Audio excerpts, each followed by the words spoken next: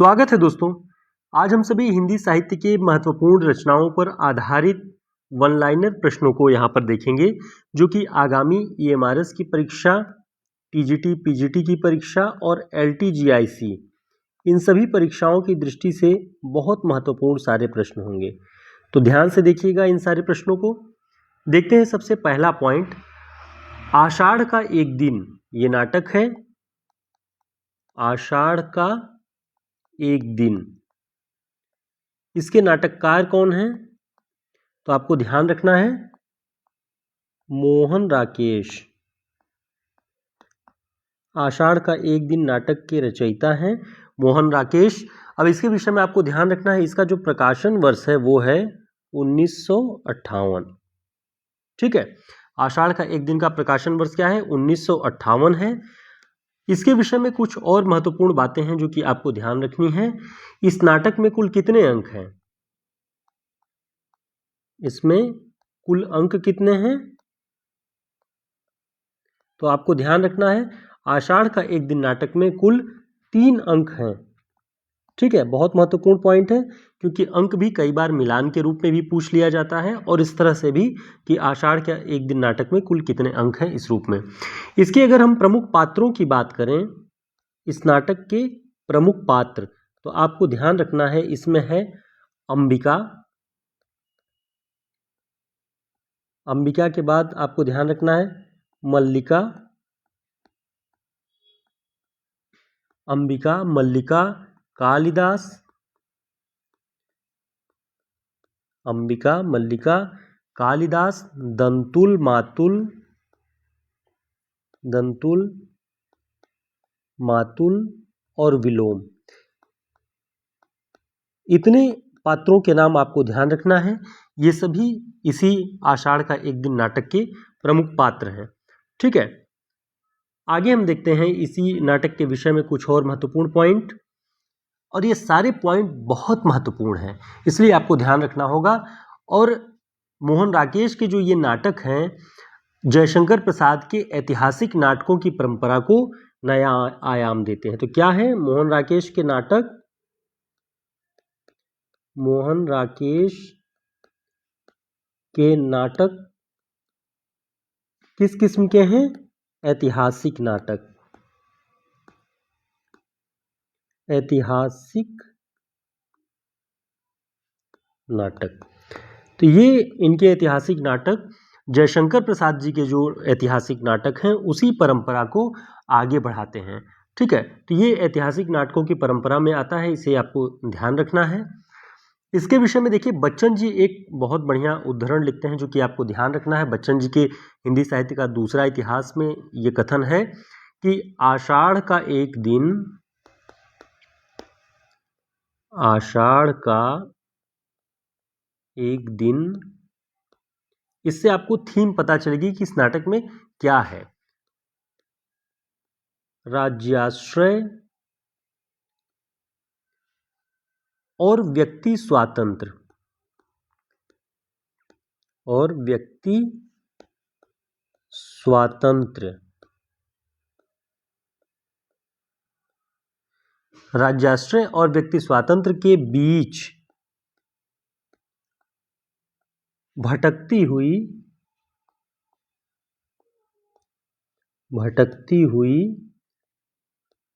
सर्जनात्मकता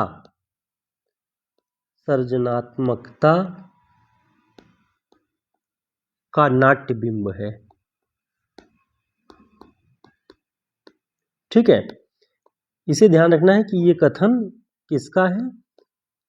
तो आपको ध्यान रखना है बच्चन सिंह का कथन है। बच्चन सिंह अभी इस कथन के माध्यम से कहना चाहते हैं कि आषाढ़ का एक दिन नाटक में जो पूरा थीम है वो इसी रूप में है कि एक रचनात्मक सर्जनात्मक व्यक्तित्व के कालिदास और राज्याश्रय में उन्हें जो स्थान प्रदान किया जाता है, राज्य कवि का दर्जा प्रदान किया जाता है और उन्हें वहां बुला लिया जाता है, उस बीच में उनकी जो व्यक्ति स्वतंत्रता थी वो छिन जाती है राज्याश्रय के कारण। तो राज्याश्रय और व्यक्ति स्वतंत्रता के बीच भटकती हुई सर्जनात्मकता, उनकी क्रिएटिविटी की जो कद्र है वो नहीं हो पाती। इसे आधार बना के मोहन राकेश जी ने इस नाटक को लिखा हुआ है। कालिदास का एक बहुत महत्वपूर्ण कथन है जो कि पूछा जाता है कि यह कथन किस नाटक से है, किस रचना से, उसे आपको ध्यान रखना है। उस नाटक में कालिदास का कथन है कि मैं राजकीय मुद्राओं से कृत होने के लिए, कृत माने खरीदा जा सकने योग्य, कृत होने के लिए नहीं हूं। ठीक है, ये जो कथन है ये कालिदास का है। ठीक है, तो इसे आपको ध्यान रखना है। जब उसे राज्याश्रय में बुलाया जाता है कालिदास को, तब वो कहता है कि मैं राजकीय मुद्राओं से कृत होने के लिए नहीं हूं। तो इस रूप में इसे आपको ध्यान रखना है। आषाढ़ का एक दिन का बहुत ही महत्वपूर्ण ये कथन है जो कि कालिदास के द्वारा कहा जाता है। इसके विषय में कुछ और पॉइंट्स आपको तैयार करना है, क्योंकि इन सारे पॉइंट्स को तैयार करने के बाद आप देखेंगे कि आषाढ़ का एक दिन के विषय में बहुत सारी बातें आप तैयार कर लेंगे जिससे कोई पक्ष छूटेगा नहीं। ठीक है, इसके विषय में देखिए कहा जाता है कि जो एक पात्र है विलोम, विलोम पात्र जो है, विलोम का मतलब ये है विपरीत, विपरीत गुणों वाला। विलोम जो है वो कालिदास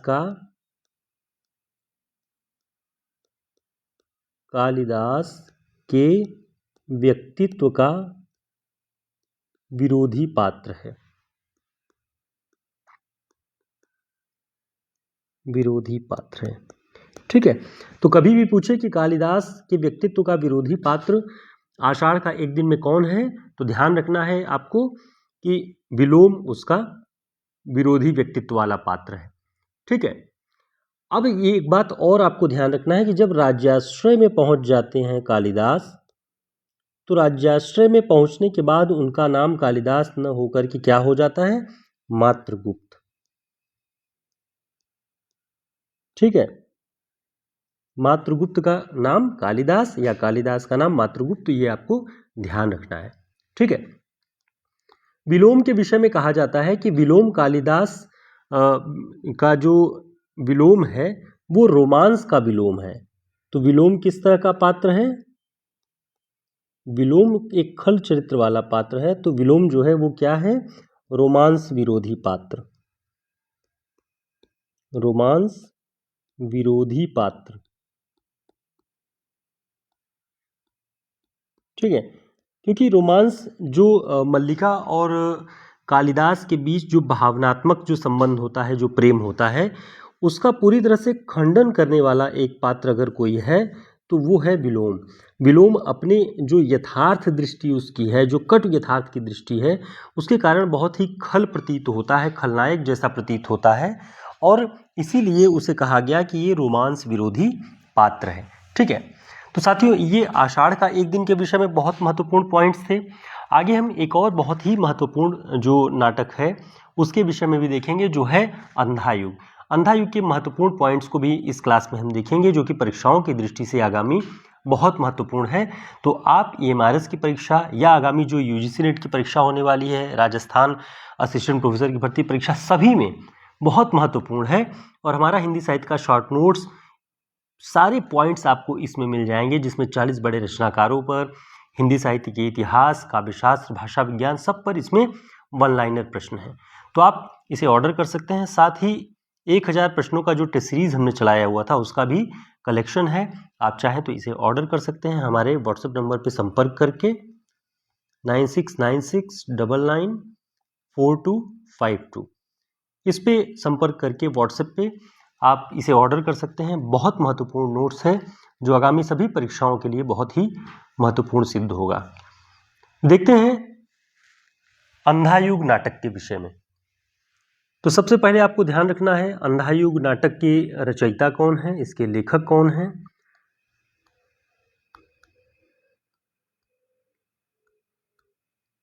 अंधा युग नाटक धर्मवीर भारती जी का, ठीक है, धर्मवीर भारती जी का नाटक है अंधा युग। इसके विषय में कुछ महत्वपूर्ण बातें हम देखेंगे।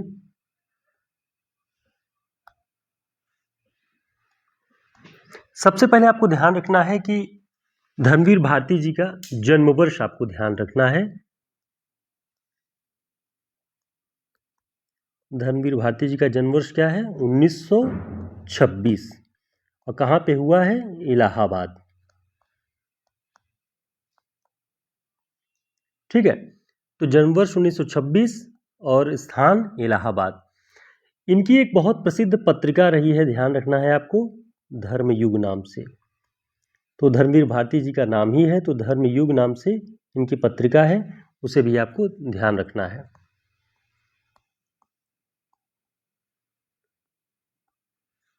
अगला पॉइंट देखते हैं, इनकी कुछ महत्वपूर्ण रचनाएं कौन कौन सी हैं, उनके प्रकाशन वर्ष के साथ आप तैयार कर लेंगे तो आपके लिए इजी होगा। जैसे इनकी रचना है ठंडा लोहा।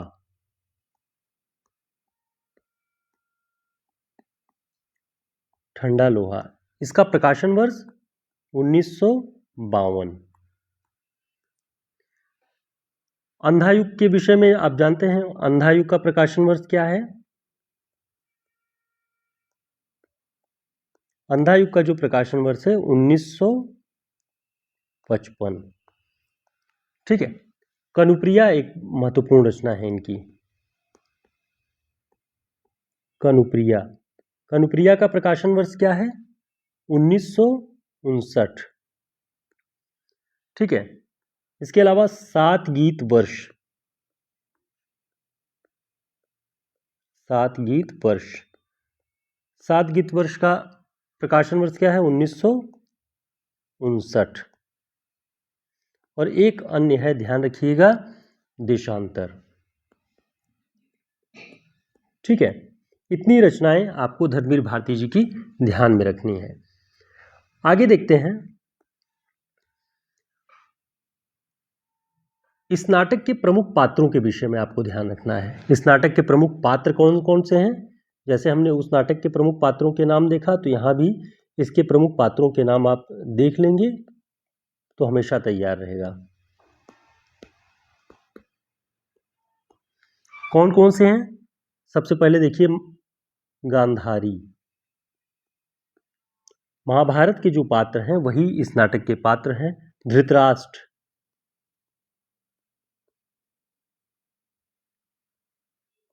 गांधारी, धृतराष्ट्र, कृतवर्मा,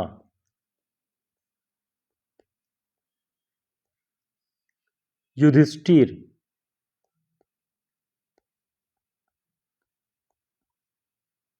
ठीक है, इसके अलावा विदुर, कृपाचार्य,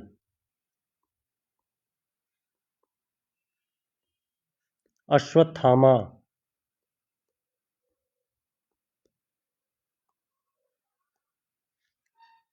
ठीक है, कृष्ण, और प्रहरी 1 प्रहरी 2 करके हैं। ठीक है, तो इतने पात्रों के नाम आपको ध्यान रखना है।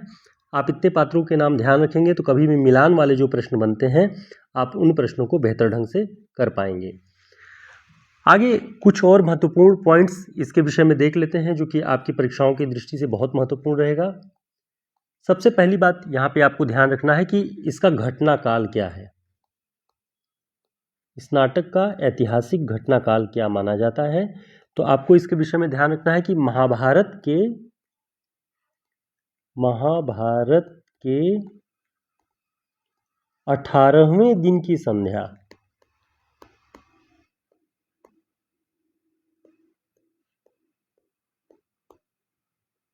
ठीक है, महाभारत के 18वें दिन की संध्या से लेकर प्रभास तीर्थ में कृष्ण की मृत्यु के क्षण तक का,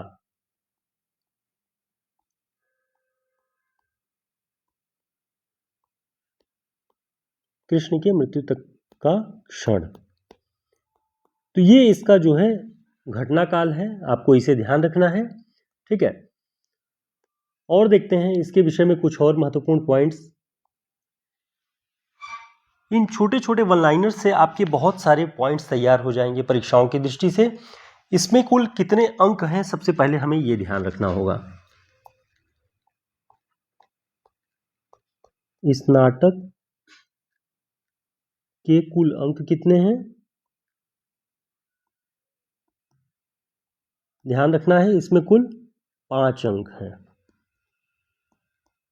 ठीक है,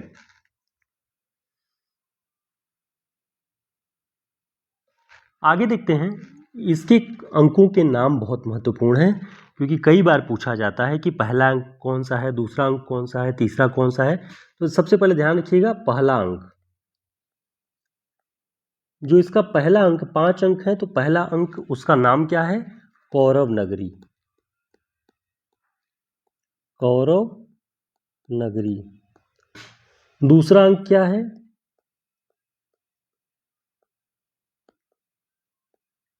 दूसरे अंक का नाम है पशु का उदय।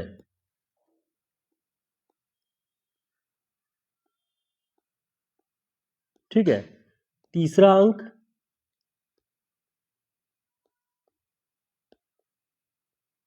तीसरा अंक है अश्वत्थामा का अर्धसत्य।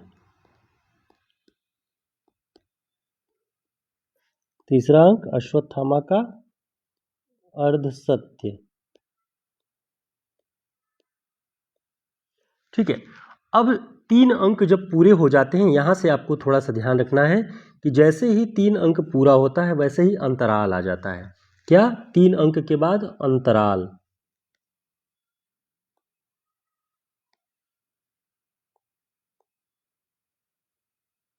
अंतराल का भी एक नाम दिया गया है, उसे आपको ध्यान रखना है। पंख, पहिए और पट्टियां।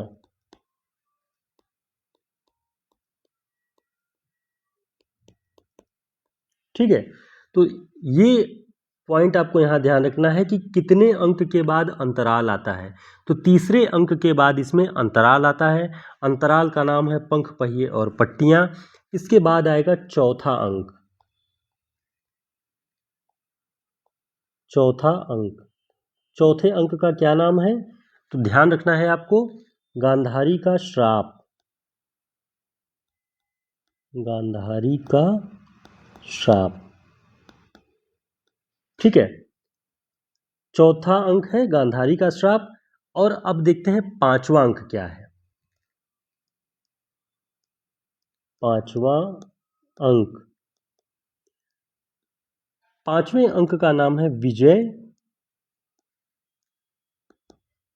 एक क्रमिक आत्महत्या।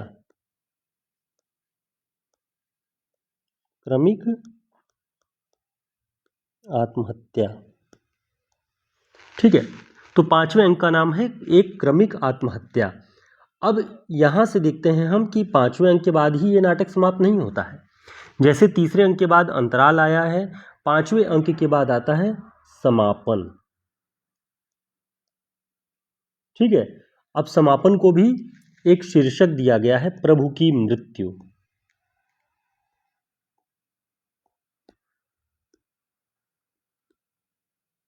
प्रभु की मृत्यु।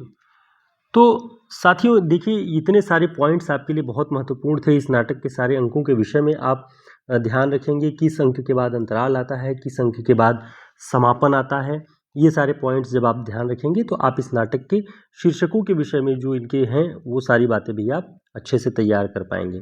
ठीक है, एक और महत्वपूर्ण बात यहाँ से आपको इस नाटक के विषय में ध्यान रखनी है कि राम स्वरूप चतुर्वेदी जी हैं, आप सभी जानते होंगे, राम स्वरूप चतुर्वेदी। राम स्वरूप चतुर्वेदी जी इसे क्या कहते हैं? इस नाटक को नई कविता की महत्वपूर्ण उपलब्धि।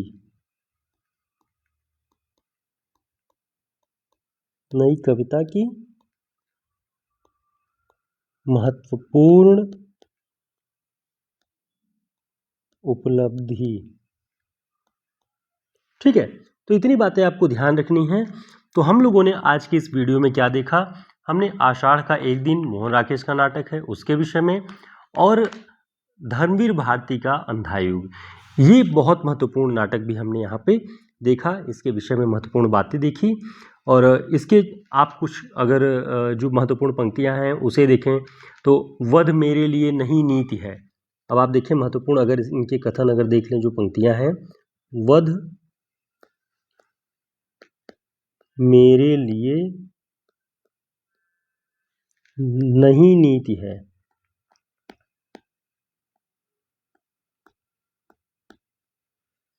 वह है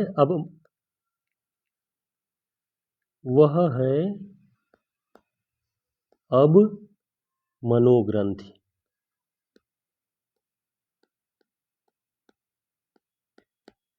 ये कौन सा पात्र कहता है? तो इसे ध्यान रखना है आपको, अश्वत्थामा कहता है कि वध अब मेरे लिए नीति नहीं है, अब वह है एक मनोग्रंथ। ठीक है, तो इस तरह की महत्वपूर्ण बातें हैं जो कि इस नाटक के विषय में इम्पॉर्टेंट हैं। आप सभी यदि लगातार बने रहेंगे, यदि और आप चाहते हैं कि इस नाटक के विषय में या इन नाटकों के विषय में और महत्वपूर्ण पंक्तियाँ और महत्वपूर्ण बातें बताई जाएं, तो आप कमेंट करके ज़रूर बताएं। हम पूरी कोशिश करेंगे कि ऐसे महत्वपूर्ण पॉइंट्स आपके लिए परीक्षाओं तक लेकर के मौजूद रहें, जिससे आपकी तैयारी बेहतर हो सके, आपकी तैयारी में कुछ न कुछ महत्वपूर्ण योगदान हो सके इन क्लासेस का। तो कमेंट करके ज़रूर बताएं जिस भी विषय पे आपको पढ़ना हो। कैसी लगी ये क्लास? वीडियो को लाइक करें, चैनल को सब्सक्राइब कर लें। नमस्कार, शुभकामनाएं।